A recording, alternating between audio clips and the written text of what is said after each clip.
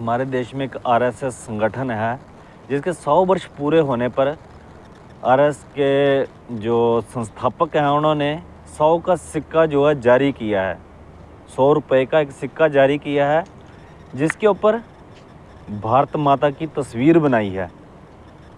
और जो भारत माता की जो तस्वीर है उसमें जो देवी बनाई है, उसके हाथ में झंडा दिया है आरएसएस का, जबकि होना चाहिए था भारत का झंडा तिरंगा। चलो वो अलग बात है, हमें ना होने से नहीं होने से उसको उनका मैटर है भाई, जो चाहेंगे वो झंडा पकड़ा देंगे, नो मैटर। लेकिन बात है भारत माता की। अगर इसको भारत को हम देश ही रहने दें, वो हमारे लिए सही है, पूरी दुनिया दराज हर किसी के लिए सही है। क्योंकि अक्सर आप इतिहास को खंगाल के देखोगे, जिस को हमने माँ बनाया है उसे उसकी दुर्गति ही की है।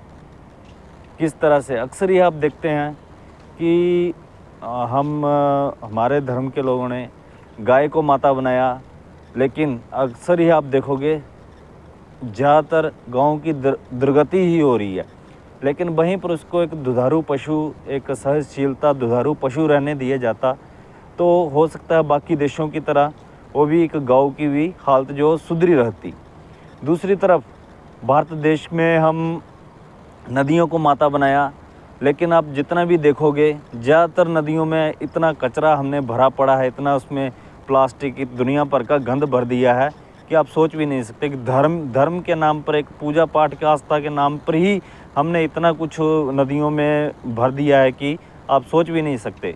अगर हम उसको नदियों की तरह ट्रीट करते, नदी ही मानते, तो हो सकता है कि बाकी देशों की तरह वो भी एक साफ़ सुथरी होती।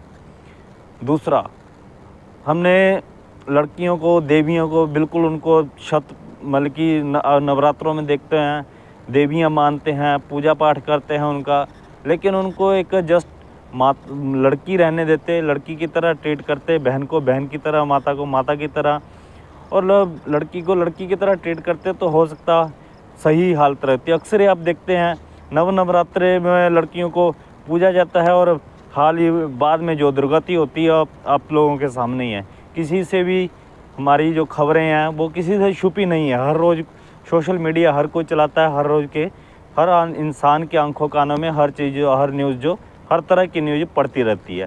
सोचने वाली बात है। तो इसलिए जो चीज़ जहाँ पे हो, जिसका वो स्थान हो, उसी तरह से वो पूजनीय होती है, उसी तरह से उसकी इज्जत होती है। इसलिए गलत पचड़ों में नहीं पड़ना चाहिए।